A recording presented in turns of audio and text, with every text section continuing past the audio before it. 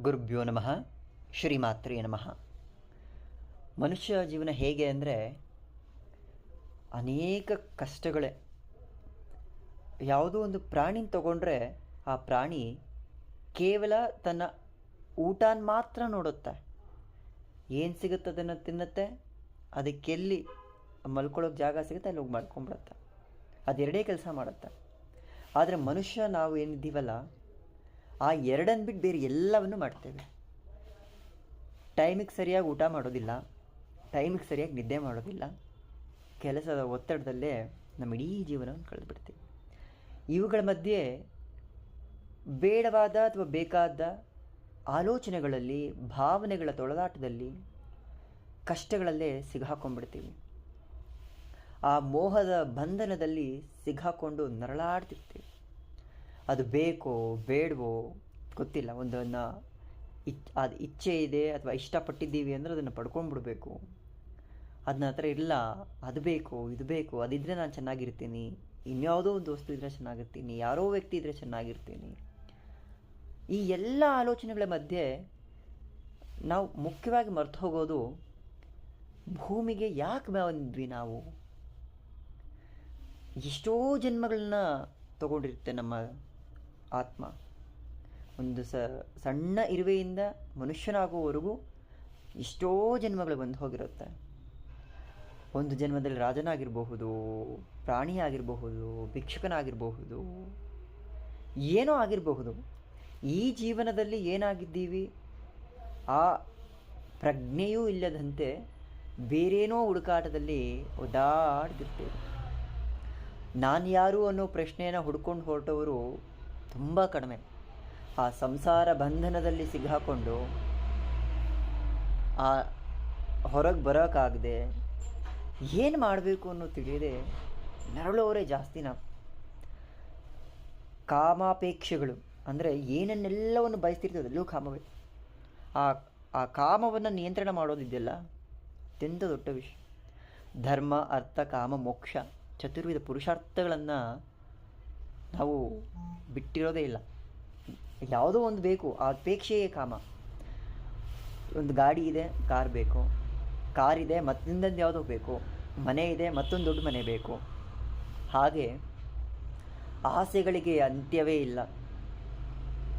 ಯಾವಾಗ ದೈವದ ಅನುಗ್ರಹ ಆಗುತ್ತೆ ಅಥವಾ ಭಗವಂತನ ಅನುಗ್ರಹ ನಮ್ಮ ಮೇಲೆ ಒಂದು ಚೂರು ಕೃಪಾದೃಷ್ಟಿ ಬೀಳುತ್ತಲ್ಲ, ನಾವು ಈ ಎಲ್ಲ ಗೊಂದನಗಳಿಂದ ಹೊರಗೆ ಬರೋದಕ್ಕೆ ಹುಡುಕಾಡ್ತಿರ್ತೀವಿ. ನಮ್ಮ ಪ್ರತಿ ಕರ್ತವ್ಯಗಳನ್ನು ನಿಭಾಯಿಸ್ತಾ ಹೋಗ್ತೀವಿ.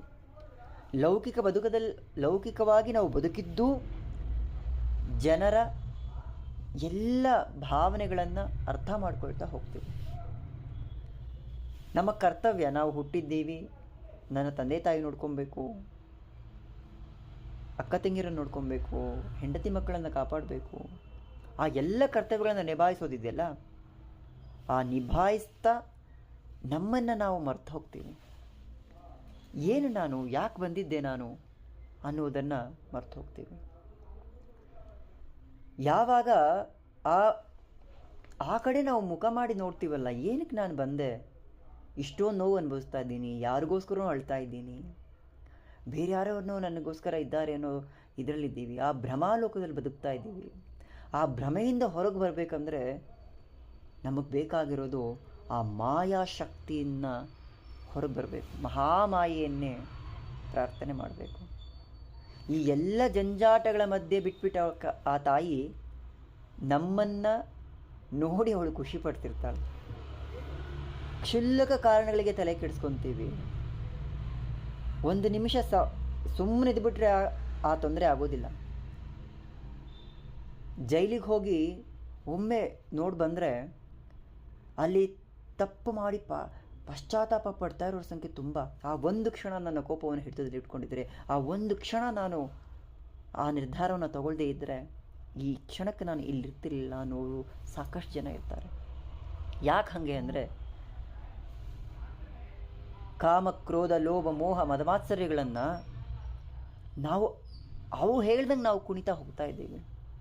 ನಮ್ಮ ಹಿಡಿತದಲ್ಲಿ ನಾವು ಇಟ್ಕೊಳ್ಳೋಕ್ಕೆ ಸಾಧ್ಯನೇ ಆಗ್ತಾ ಇಲ್ಲ. ಯಾಕೆ ಸಾಧ್ಯ ಆಗ್ತಾ ಇಲ್ಲ? ನಮ್ಮ ಆತ್ಮಕ್ಕೆ ಆ ಶಕ್ತಿಯೇ ಇಲ್ಲ. ಆ ಆತ್ಮಕ್ಕೆ ಆ ಶಕ್ತಿ ಬರೋದು ಎಲ್ಲಿಂದ? ಮತ್ತೆ ಆ ಜಗನ್ಮಾತೇನೆ ಪರ. ನನ್ನನ್ನು ನಾನು ತಿಳ್ಕೊಳ್ಬೇಕು ಅಂದರೂ ಪರ ಬೇಕು, ಹೊರಗಿನವ್ರನ್ನ ತಿಳ್ಕೊಳ್ಬೇಕು ಅಂದರೆ ಪರ ಬೇಕು, ಹೇಗಿದೆ ಈ ಜಗತ್ತು ಅನ್ನೋದನ್ನು ತಿಳ್ಕೊಳ್ಬೇಕು ಅಂದರೆ ಪರ ಬೇಕು. ಒಟ್ಟಿನಲ್ಲಿ ಆ ಶಕ್ತಿ, ಆ ಜಗನ್ಮಾತೆಯೇ ಇಲ್ಲದೆ ಏನೂ ಇಲ್ಲ. ಜಗಜ್ಜನನಿಗೆ ಯಾವಾಗ ನಾವು ಶರಣಾಗ್ತೀವಲ್ಲ, ಮಗುವಿನಂತೆ ಶರಣಾಗ್ಬಿಡಬೇಕು. ನನಗೇನೂ ಗೊತ್ತಿಲ್ಲ, ನನಗೆ ಮಂತ್ರವೂ ಗೊತ್ತಿಲ್ಲ, ಯಂತ್ರವೂ ಗೊತ್ತಿಲ್ಲ, ತಂತ್ರವೂ ಗೊತ್ತಿಲ್ಲ, ನಿನ್ನ ಆವಾಹನೆ ಮಾಡೋದು ಗೊತ್ತಿಲ್ಲ, ನಿನ್ನನ್ನು ವಿಸರ್ಜನೆ ಮಾಡೋದು ಗೊತ್ತಿಲ್ಲ, ನಿನಗೆ ನೈವೇದ್ಯ ಮಾಡೋದು ನನಗೆ ಗೊತ್ತಿಲ್ಲ. ನನಗೇನು ಗೊತ್ತು? ಅಮ್ಮ ಅಂತ ನಿನ್ನನ್ನು ಕರೆಯೋದೊಂದೇ ನನಗೆ ಗೊತ್ತಿರೋದು. ಆ ಮಗುವಿನ ಭಾವನೆಯಲ್ಲಿ ತಾಯಿಯ ಹತ್ರ ಹೋಗಿ ನಿಂತ್ಕೊಳ್ತೀವಲ್ಲ, ಎಲ್ಲ ಜಂಜಾಟಗಳಿಂದ ನಮ್ಮನ್ನು ಬಿಡಿಸ್ತಾ ಹೋಗ್ತಾಳೆ. ಭವಬಂಧನ ಕುಠಾರಿಕ, ನಮ್ಮನ್ನು ಈ ಸಮುದ್ರ ಭವಸಾಗರ ಏನಿದೆ ಇದರಿಂದ ಹೊರಗೆ ತರೋದಕ್ಕೆ ಅವಳು ಅಂಬಿಕೆಯಾಗಿ ಬರ್ತಾಳೆ. ಅದೇ ಜಗನ್ಮಾತೆಯ ವಿಶೇಷ. ಆದರೆ ಲೌಕಿಕ ಬದುಕಿನ ಸಾಂಸಾರಿಕ ಜೀವನವನ್ನು ನಡೆಸೋದನ್ನು ಕಲಿಸ್ಕೊಡ್ತಾಳೆ. ಪ್ರಶಾಂತವಾಗಿ, ಆನಂದದಾಯಕವಾಗಿ, ಎಲ್ಲದರಲ್ಲೂ ಖುಷಿಯನ್ನೇ ಕಾಣ್ತಾ ಇರೋದನ್ನು, ಆ ಬದುಕನ್ನು ಕಟ್ಟಿಕೊಡ್ತಾಳೆ ಜಗನ್ಮಾತೆ. ನಾವು ಬೇರೆ ಬೇರೆ ಉಪಾಸನೆಗಳಲ್ಲಿ ಅವಳನ್ನೇ ಆಶ್ರಯಿಸಿರ್ತೀವಿ. ಅವಳು ಚಂಡಿಯನ್ನು, ಚಾಮುಂಡೇಶ್ವರಿಯನ್ನು, ಮಾರಿಕಾಂಬೆಯನ್ನು, ನಮಗಿಷ್ಟ ಬಂದ ರೂಪಗಳಲ್ಲೇ ಆ ತಾಯಿನ ಉಪಾಸನೆ ಮಾಡ್ತೀವಿ. ಯಾವ ಹೆಸರಿಡಿದು ಕರೆದ್ರೂ ಆ ತಾಯಿ ಖುಷಿನೇ. ಆದರೆ ಅವಳ ಮೂಲ ಸ್ವರೂಪಕ್ಕೆ ಹೋಗಿ ನಿಂತಾಗ ನಿರಾಕಾರ ಬಿಂದು ಸ್ವರೂಪಿಣಿ, ಆ ಚಿದಾನಂದ ಮೂರ್ತಿ ಆಕಾರವೇ ಇಲ್ಲ ಅವಳಿಗೆ. ಆ ಸಾಕಾರ ಮೂರ್ತಿಯಾಗಿ ನಿಂತ್ಕೊಂಡಾಗ ನಾವು ನೋಡೋದು ಲಲಿತಾ ಪರಮೇಶ್ವರಿಯಾಗಿ.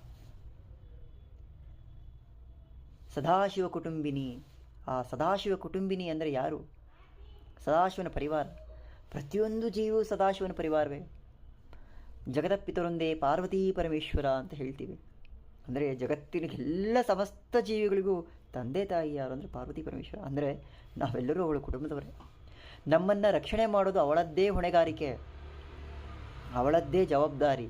ಅದಕ್ಕೆ ಭಗವಂತನಿಗೆ ಶರಣಾಗತಿ ಹೇಗಾಗಬೇಕು ಅಂದರೆ, ನಿನ್ನನ್ನು ಬಿಟ್ಟು ನನಗೆ ಗತಿ ಇಲ್ಲ, ನೀನು ಏನಾದರೂ ಮಾಡು, ನಿನ್ನ ಪಾದಗಳನ್ನು ಹೆಂಗೆ ಹಿಡ್ಕೊಂಡಿದ್ದೀನಿ ಅಂದರೆ ನೀನು ಬಿಟ್ಟರು ನಾನು ನಿನ್ನನ್ನು ಬಿಡೋದಿಲ್ಲ.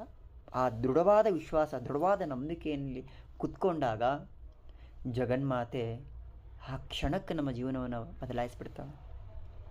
ನೋವುಗಳೇ ತುಂಬಿರೋ ಬದುಕಲ್ಲಿ ಅಸನ್ಮುಖವನ್ನು, ಖುಷಿಯನ್ನು, ಅವಕಾಶಗಳೇ ಇಲ್ಲ ಅನ್ನೋ ಬದುಕಲ್ಲಿ ಅವಕಾಶಗಳನ್ನು, ನನಗೇನೋ ಒಂದು ಸಣ್ಣ ಗೂಡು ಸಾಕು ಅನ್ನೋರಿಗೆ ಅತಿ ದೊಡ್ಡ ಶ್ರೀಮಂತಿಕೆಯನ್ನು ಹೆಂಗೆ ಕೊಡ್ತಾಳೆ ಅಂದರೆ, ನನಗೆ ಇದನ್ನೆಲ್ಲ ಕೇಳಿರಲಿಲ್ಲ ತಾಯಿ, ಯಾಕೆ ಕೊಟ್ಟೆ ನೀನು ಅನ್ನೋ ಮಟ್ಟಕ್ಕೆ ಬರ್ತಾಳೆ.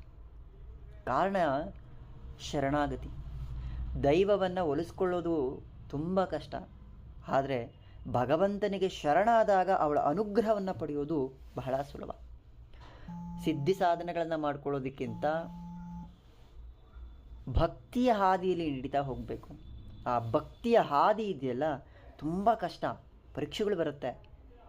ಆದರೆ ಅವಳ ಅನುಗ್ರಹ ಆಗಿದ ತಕ್ಷಣ ಬಂದ ಎಲ್ಲ ಕಷ್ಟಗಳು ಕರ್ಪೂರದಂತೆ ಕರಗಿ ಹೋಗ್ಬಿಟ್ಟಿರುತ್ತೆ. ನಮಗದು ಗೊತ್ತೇ ಆಗಿರಲ್ಲ, ಇಷ್ಟೊಂದೆಲ್ಲ ಕಷ್ಟಪಟ್ಟಿದ್ದ ನಾನು ಅನಿಸ್ಬಿಡುತ್ತೆ.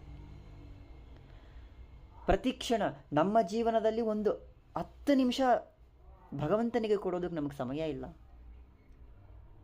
ಆ ಮಟ್ಟಕ್ಕೆ ಒತ್ತಡದ ಬದುಕಲ್ಲಿ ಬದುಕ್ತಾ ಇದ್ದೀವಿ. ಯಾರಿಗೋಸ್ಕರ? ಎಷ್ಟೇ ಕಷ್ಟಪಟ್ಟು ದುಡಿದ್ರು ನಾವು ದುಡಿಯುವುದು ಮತ್ತೊಬ್ಬರ ಉದ್ಧಾರಕ್ಕಾಗಿ. ಕಂಪ್ನಿಗೆ ಹೋಗ್ತೀವಿ, ಕೆಲಸ ಮಾಡ್ತಿರ್ತೀವಿ, ಯಾರ ಉದ್ಧಾರಕ್ಕೆ? ಆ ಕಂಪನಿಯ ಸ್ಥಾಪನೆ ಮಾಡಿರೋನು ಉದ್ಧಾರಕ್ಕೆ. ಅಷ್ಟೆಲ್ಲ ಒತ್ತಡಗಳಲ್ಲಿ ನಾವು ಬದುಕ್ತೀವಿ. ಆ ಕೆಲಸ ಜವಾಬ್ದಾರಿಗಳು ನಿಭಾಯಿಸುವಾಗ ನನಗೆ ಬಿಡುವಿಲ್ಲ, ನನಗೆ ಫ್ರೀ ಇಲ್ಲ, ನನಗೆ ಅಲ್ಲಿ ಹೋಗೋಕ್ಕಾಗಲ್ಲ, ನನಗೆ ಕೆಲಸ ಇದೆ, ಅದಿದೆ ಇದಿದೆ.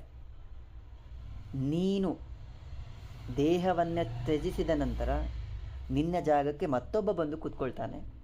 ನಿನ್ನನ್ನು ನೀನು ಎಷ್ಟೇ ಹಾನೆಸ್ಟಾಗಿ ಕೆಲಸ ಮಾಡು, ನೀನು ಎಷ್ಟೇ ಸಿನ್ಸಿಯಾರಿಟಿನ ತೋರಿಸಿದ್ರು ನಿನ್ನನ್ನು ಅವರು ನೆನೆಸ್ಕೊಳ್ಳೋದು ಕೆಲವೇ ದಿನಗಳು. ಅದಾದಮೇಲೆ ನಿನ್ನನ್ನು ಮರೆತೇ ಹೋಗಿರ್ತಾರೆ. ಯಾಕೆ? ಆ ಪ್ಲೇಸಿಗೆ ಇನ್ನೊಬ್ರು ಯಾರೋ ಬಂದಿದ್ದಾರೆ, ಅವರು ಆ ಕೆಲಸ ಮಾಡ್ತಾ ಇದ್ದಾರೆ. ಹಾಗಿರುವಾಗ ಯಾವುದಕ್ಕೆ ಎಷ್ಟು ಇಂಪಾರ್ಟೆನ್ಸ್ ಕೊಡಬೇಕು ಅನ್ನೋದು ನಮಗೆ ಈ ಕ್ಷಣಕ್ಕೂ ಗೊತ್ತಾಗೋದೇ ಇಲ್ಲ. ಮನಸ್ಸನ್ನು ಶುದ್ಧವಾಗಿಟ್ಕೊಂಡು ಭಗವಂತನನ್ನು ಪ್ರಾರ್ಥನೆ ಮಾಡಿದರೆ ಆತ ಖಂಡಿತ ಒಲಿತಾನೆ. ಲಲಿತಾ ಸಹಸ್ರನಾಮ ಅದನ್ನೇ ಹೇಳೋದು. ನಾನು ಪ್ರತಿ ಕ್ಷಣ ನನ್ನನ್ನು ಯಾರು ನೆನೆಸ್ಕೊಳ್ತಿರ್ತಾರೋ ನಾನು ಅವರನ್ನು ನನ್ನ ಕೃಪಾದೃಷ್ಟಿಯನ್ನು ಬೀರ್ತಾ ಹೋಗ್ತೀನಿ ಅಂತ. ಬೇರೇನೂ ಬೇಡ. ಮಾನಸಿಕವಾಗಿ ನೆಮ್ಮದಿ ಹೊಂದಿದ್ರೆ ಸಾಕಾಗತ್ತೆ. ಶುದ್ಧ ಚಿತ್ತದಿಂದ ಟೈಮಿಗೆ ಸರಿಯಾಗಿ ಹೊಟ್ಟೆ ಹಸುವಾಗಬೇಕು, ಟೈಮಿಗೆ ಸರಿಯಾಗಿ ನಿದ್ದೆ ಬರಬೇಕು, ಬದುಕೋಕೊಂದು ದುಡ್ಡಿರಬೇಕು. ಆ ಜೀವನವನ್ನು ಬಯಸಬೇಕು ಅಂದರೆ ಜಗನ್ಮಾತೆಗೆ ಶರಣಾಗಬೇಕು. ಗತಿ ನೀನೇ, ಎಲ್ಲವೂ ನಿನ್ನಿಂದಾನೆ. ಅಲ್ಲಿವರೆಗೂ ಆ ನೆಮ್ಮದಿ ಸಿಗೋದೇ ಇಲ್ಲ. ನಾವು ಹೊರಗಡೆ ಹೊರಗ್ತಾ ಹೋಗ್ತೀವಿ, ಅಲ್ಲಿದೆ ಇಲ್ಲಿದೆ ಇಲ್ಲಿದೆ. ಬದಲಾವಣೆ ಆಗಬೇಕಾಗಿರೋದು ನಮ್ಮ ಒಳಗಿನಿಂದ. ಮೋಟಿವೇಶನ್ ಕ್ಲಾಸ್ಗಳಿಂದ ಬದಲಾಗೋದು ಅಸಾಧ್ಯ. ಕ್ಲಾಸಿಗೆ ಹೋಗ್ತೀವಿ, ಅವ್ರು ಕೇಳಿದ್ರೆ ದುಡ್ಡು ಕೊಡ್ತೀವಿ, ಅವರೇನೋ ಮೋಟಿವೇಶನ್ ಮಾಡ್ತಾರೆ, ಎಸ್ ನಾನು ಈ ಕೂಡ ಹಿಂಗೆ ಆಗ್ತೀನಿ, ಎಸ್ ಮಾಡ್ತೀನಿ, ಬೆಳಿಗ್ಗೆ ಎದ್ದೋಗ್ತೀನಿ, ಎಲ್ಲ ಮಾಡ್ತೀನಿ. ಎಷ್ಟು ದಿವಸ?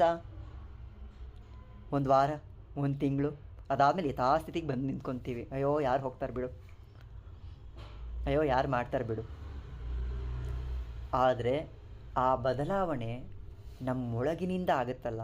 ನಾನೇನೋ ಒಂದನ್ನು ಮಾಡಬೇಕು, ನಾನು ಬದಲಾಗಬೇಕು, ನಾನು ನನ್ನನ್ನು ಮೋಟಿವ್ ಮಾಡ್ಕೊತೀವಲ್ಲ, ಆಗ ಅದು ಯಾವತ್ತೂ ನಿಲ್ಲೋದಿಲ್ಲ. ನಿರಂತರವಾಗಿ ಆ ಅಭ್ಯಾಸ ನಡೆಯುತ್ತೆ. ಯಾಕಂದರೆ ಮೋಟಿವೇಶನ್ ಮಾಡಿರೋದು ನನಗೆ ನಾನು, ಬೇರೆ ಯಾರೋ ವ್ಯಕ್ತಿ ಅಲ್ಲ, ಬೇರೆ ಯಾರಿಂದನೂ ನಾನು ಮೋಟಿವೇಶನ್ ಆಗಿಲ್ಲ, ನನ್ನಿಂದ ನಾನು ಮೋಟಿವೇಶನ್ ಆಗಿದ್ದೀನಿ. ನನ್ನಲ್ಲಿ ನಾನು ಬದಲಾವಣೆ ತಗೊಳ್ಬೇಕು ಅಂತ ನಿರ್ಧಾರ ಮಾಡಿದ್ದೀನಿ, ಆ ದೃಢವಾದ ಚಿತ್ತ ಇಟ್ಕೊಂಡಿದ್ದೀನಿ. ಆಗ ಮಾತ್ರ ಬದಲಾಗೋಕ್ಕೆ ಸಾಧ್ಯ. ಬೇರೆಯವರಿಂದ ನಾನು ಬದಲಾಗೋಗ್ತೀನಿ ಅಂದರೆ ಸಾಧ್ಯನೇ ಇಲ್ಲ. ನಂಗೆ ಲಲಿತಾ ಸಹಸ್ರನಾಮ ಸಂಪೂರ್ಣ ಪಾರಾಯಣ ಮಾಡೋಕ್ಕೆ ಬರಲ್ಲ, ಏನೂ ಪಾರಾಯಣ ಮಾಡೋಕ್ಕೆ ಬರಲ್ಲ, ಯಾವುದೋ ಮಂತ್ರಗಳು ಗೊತ್ತಿಲ್ಲ, ಶ್ಲೋಕಗಳು ಗೊತ್ತಿಲ್ಲ. ಕೇವಲ ಲಲಿತಾ ಸಹಸ್ರನಾಮ ಮಾತ್ರ ಪಾರಾಯಣ ಮಾಡಿ ಅಂತ ಹೇಳಲ್ಲ. ಅವರವರ ಇಚ್ಛೆ. ನಾವು ಜಗನ್ಮಾತೆನ ಇಷ್ಟಪಡ್ತೀವಿ ಅಂದಾಗ ಲಲಿತಾ ಸಹಸ್ರನಾಮ ಪಾರಾಯಣ ಮಾಡ್ತೀವಿ. ಕೆಲವರಿಗೆ ಗಣಪತಿ ಇಷ್ಟ ಇರ್ತಾರೆ, ಕೆಲವರಿಗೆ ಪರಮೇಶ್ವರ ಇಷ್ಟ ಇರ್ತಾನೆ, ಕೆಲವರಿಗೆ ದತ್ತಾತ್ರೇಯರು ಇಷ್ಟ ಇರ್ತಾರೆ, ಕೆಲವರಿಗೆ ಬೇರೆ ಬೇರೆ ದೇವತೆಗಳು ಇಷ್ಟ ಇರ್ತಾರೆ.